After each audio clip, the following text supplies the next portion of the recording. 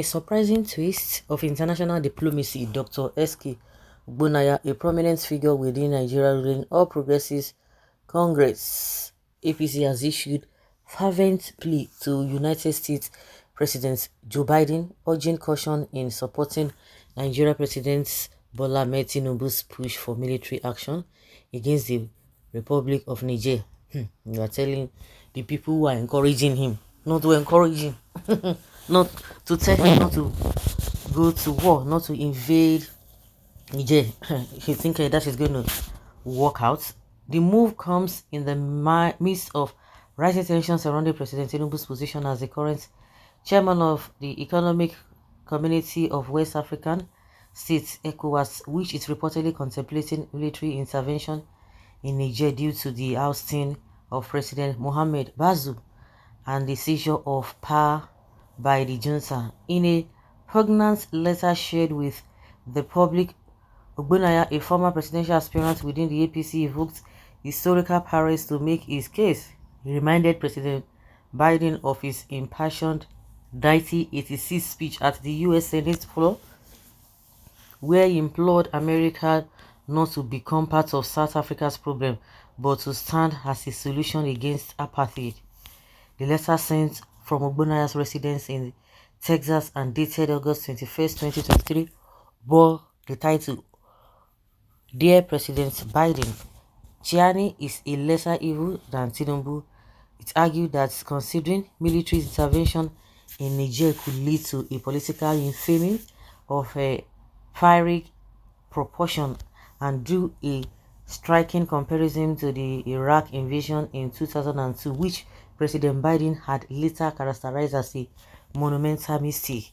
Ogbonnaya asserted that endorsing ECOWAS under Tinubu's leadership to invade Niger would be morally contradictory to the values of that United States under President Biden represents. He further drew a parallel between Tinubu's path to power and the events of January 6, 2021, when former President Donald Trump attempted to subvert the democratic process. Highlighting what he perceived as inconsistencies, Ogbonnaya questioned why Tinubu, who had allegedly obtained power through flawed elections and violent means, was being considered for such a pivotal role. He raised concerns about Tinubu's alleged corruption, fake biodata, and ties to illicit drug trafficking in the United States.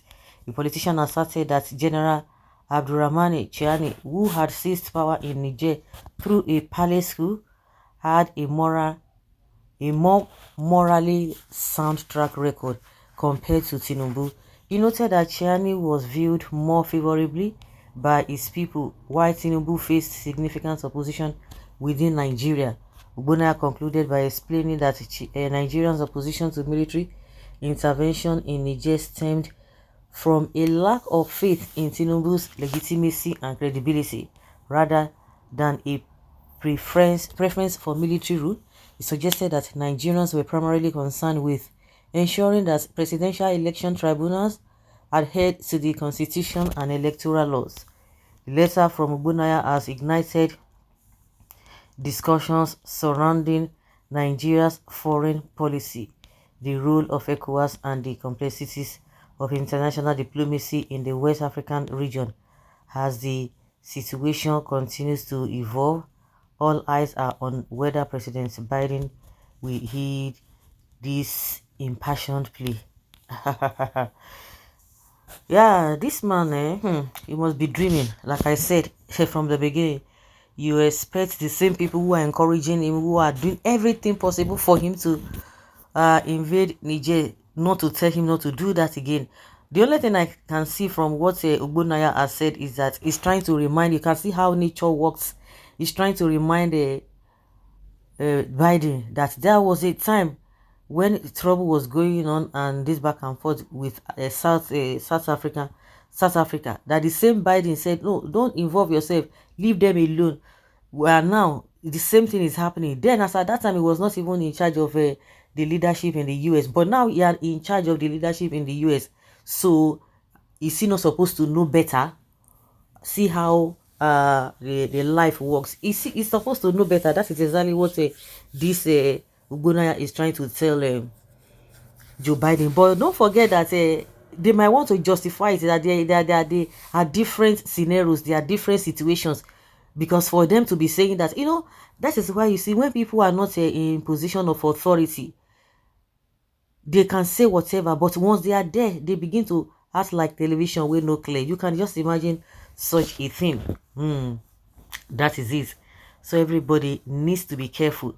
But it's just a wishful thinking. But the only thing I can deduce from the whole thing is just to remind him that you said one thing, that it is none of your country's business to intervene in other people's countries. So the same thing, like what is good for the goose is also good for the gander.